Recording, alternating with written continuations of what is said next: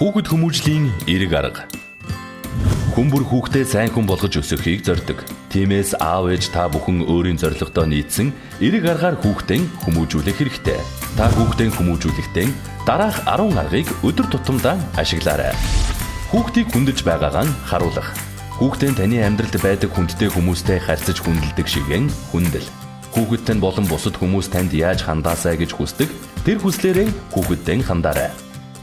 Урамшуулах. Хүүхдийн хариуцлагатай байдал, зөв үйлдэл, хандлагад нь талархаж урамшуулж, тэрвэрж, шагнаж байгаарай. Хүүхдэд анхаарал халамж үргэлж шаарддаг. Ажил даалгах. Сахилгуудын оронд хийх ажил хүүхэдтэй өгөх.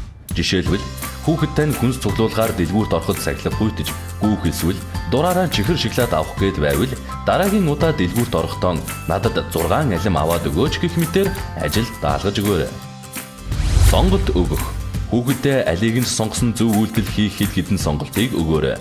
Жишээлбэл хүүхэд тань шүдээ угаахгүй гэвэл 3 өнгийн шүдний сойзноос өгөөд аль өнгөтэй сойзоор угаамаар байгааг нь асуух гэх мэт байж болно. Гэрийн дүрмийг тогтоох. Гэрийн даалгавраа хийсэн хойно зурагт үзэж болно. Энэ мэт дүрм нь хүүхдийг хариуцлагатай, өөрт өгсөн үүрэг даалгаврыг биелүүлж сурахад нь тусалдаг. Буруу үйлдэл зан авирыг засахаасаа өмнө ярилц. Буруу хийсэн зүйлийг шууд хэлэхээсээ өмнө хүүхдээ тэрвэрч, хүүхдээ та хайрладаг, анхаардаг гэдгээ эхлээд хэлж ойлгуулаарай. Асуудлыг шийдвэрлэхийн тулд та хоёр хамтдаа юу хийж болох талаар ярил. Хүлээн зөвшөөрөх. Хүүхдийн гаргасан шийдвэр гаргаж байгаа аашийг хүлээн зөвшөөрөх хэрэгтэй. Жишээлбэл чи багштай уурлаад хичээлдээ явахгүй гэртээ баймаар байгааг чинь ойлгож байна. Энэ шийдвэр чинь чамайг буруутгахгүй. Гэхдээ хичээл чинь 45 минутын дараа орно гэдгийг санаарай. Чамд бодлон өөрчлөх боломж байгаа шүү. Шийдвэр гаргах боломжийг олгох. Хүүхэд чинь том болохын хэрээр шийдвэр гаргах боломжийг олгох хэрэгтэй. Жишээлбэл миний хүү ухаантай болохоор би чамайг зөв шийдвэр гаргана гэдэг чинь итгэж байна.